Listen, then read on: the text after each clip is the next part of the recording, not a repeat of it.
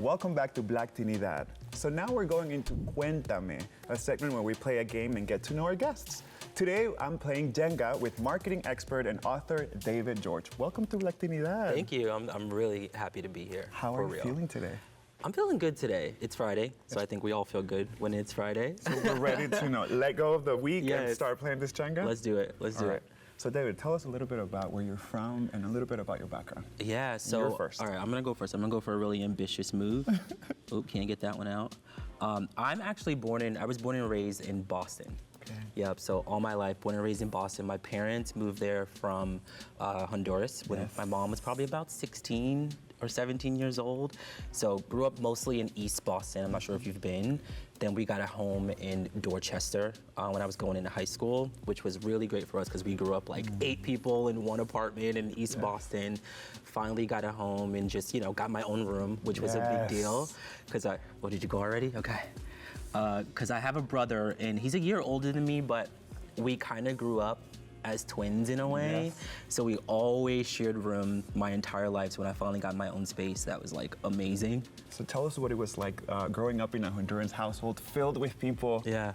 What are some memories? Yeah, I think like music comes to mind most. My mom would always play different types of music, especially on weekends. Like Saturday morning when it's time to clean, she played a lot of different types of music that I loved, as well as, genre specifically, she played a lot of soul music, which I thought was really, really interesting. Yes. So now I kind of have that habit when I'm up on Saturday or Sunday morning and I'm cleaning. It's kind of my natural go-to is to play soul music. But generally, I think I grew up in a household that had a lot of, I don't want to fall. There was a lot of us, but I think what was special about that was just the collaboration. I think that like in my family, there was a lot of collaboration, although it was very crowded.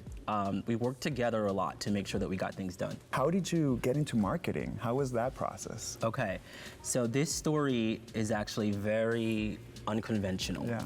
So I moved to New York, I was in college when I moved to New York in 2010. I transferred, but that was primarily because I was like, I want to dance.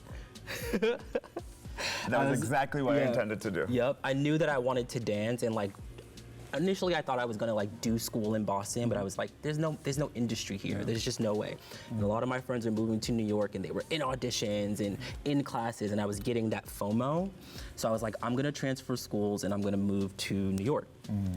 Once I got there, What are you doing to me, David? What are you doing to me? Once I got to New York, though, upon graduating, I was working, post-grad, you're just kind of taking any job that you can get to pay the bills. So I was actually working at Gap, but like retail level. Gap, folding clothes, like doing sales. And one day, I want to say I was working for Gap maybe almost a year at this time. One day I was in the break room and there was a bulletin board and it said, we're looking for someone passionate about social media. That was literally all the bulletin board said. And I've always, since I was a kid, I've always been super curious and I'm always like looking for window of opportunity. So I responded to that and I was like, I knocked on my manager's door and I'm like, hey, I see this bulletin board that's asking about somebody who's interested in social media marketing, like what is it? It's my turn, right? Yes. Okay. Careful now. I was like, what is it? Long story short, he told me that Gap was trying this new thing where they wanted to work with young millennials, right, which I am, young millennials to launch social media accounts basically to help drive in foot traffic to the stores. But they felt like something that they weren't able to tap into was that young millennial consumer, right? We were all going to Zara, going to all these other brands, whereas they're like, Gap's great quality, Gap's fashionable, why aren't they coming here, right? So I got a test project from that meeting. I found out I was the only person that asked about that opportunity. So he gave me a test project to like create some social media content around like the new line that launched at that season. And then from there, he gave me the job on the spot. So I went from being like a Just like sales, that. just like that, literally. So I went from being a sales associate to then like running social media. Had no experience. I just knew I could figure it out to running social media in New York City for Gap, which was so weird. No big deal. Yeah. But Gap is not the biggest corporation you've worked at. You've gone on to work at Mattel, which has shaped our entire childhood. Yes. Tell us what it was like to go into Mattel and how do you bring your Afro-Latino-ness into these environments? So going into Mattel, I started at the Barbie brand, which was really cool because like you said, we all grew up in some way, shape, or form. Either we know Barbie, we played with Barbie, we had a sister that owned Barbie, we all know Barbie. So I spent 3 years at Mattel, specifically focused on creator, celebrity partnerships. And I think exactly what I just kind of started with, like going into the company, I knew my biggest strength was gonna be raising my hand and saying, hey, this doesn't feel diverse enough. This doesn't feel like it's tapping, like if we're speaking to the Latin community, the Afro-Latino community, the Black community, the language isn't quite right?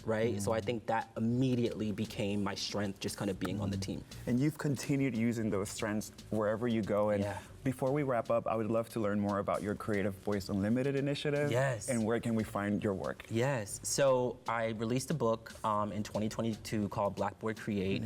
And the goal of that, I think throughout my career, I was noticing that I was the only Afro-Latino or just Black man in the office in general. And, you know, I think your initial instinct is like, okay, well, we're not like making the effort to make sure that like this demographic is aware of opportunities here.